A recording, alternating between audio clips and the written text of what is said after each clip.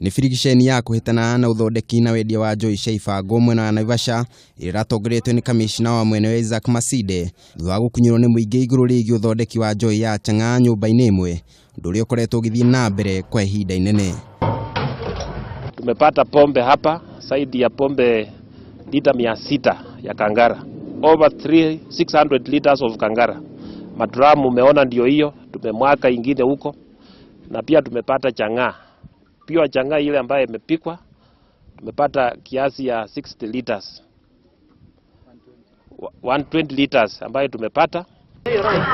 Kuringana na Masinde, mwikwiro munene uthondeki-ini wa njohi no akoretwo agithema maabitha a ugitiri no ende matuko make ni matare.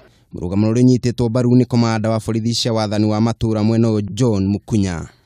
Nimeamrisha polisi na wazee wa vijiji lazima atafutwe mpaka apatikane ili aweze kushtakiwa katika law court. Yeye ni mmoja wala ambao wanapika pombe kwa wingi hapa karagita.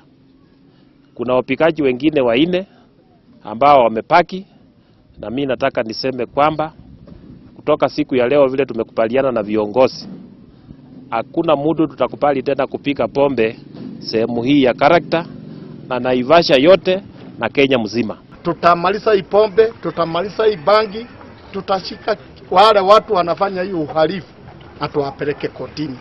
Idonoru Masinde ni arutite mukana murumu kuri mashivu akiuga aria mekunyitikana makiamukira mahaki kuma kuri endia dawa cia kulevya no kuvutwo mekuvutwo.